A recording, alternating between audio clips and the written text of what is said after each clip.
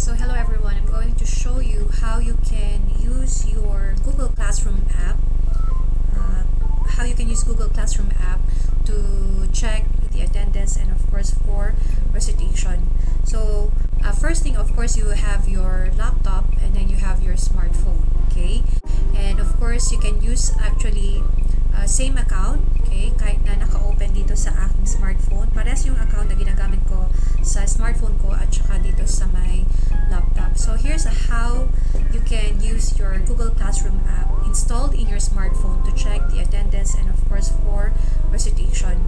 So first thing is of course dito sa video app or itong meeting app na ginagamit ko, which is actually a Zoom. So dun sa share screen niya, dapat piliin mo multiple participants kasi yung isang account ko is actually considered as participant, not the host.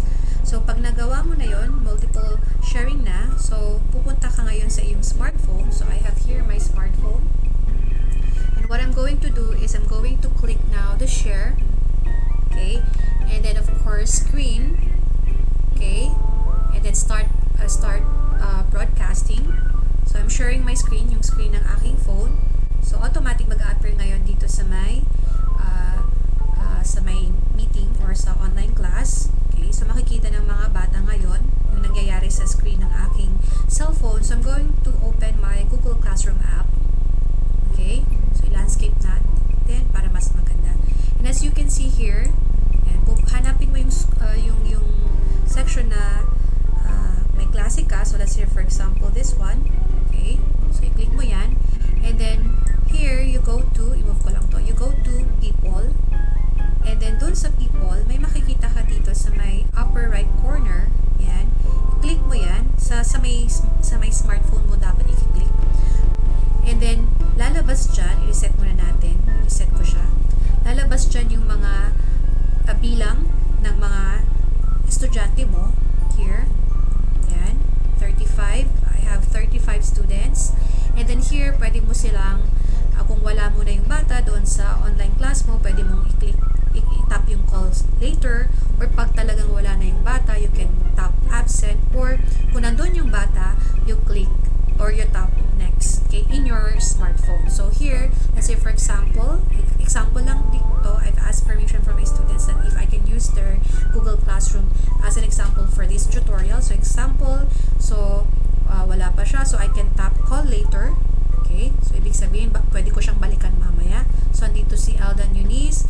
Your student can unmute her microphone and she could say, I'm present. Pwedeng ganon. So click next pag nandyan. Antoinette Cuenca, nandito siya. Sholomite Talamante, nandito siya. And then kung wala pa yung bata, hindi pa naka-in sa session since unstable yung internet, you can tap call later. Tapos example, wala yung bata, you just click absent. So pag nakikita mo dito, okay, nag-a-appear kung may absent na bata.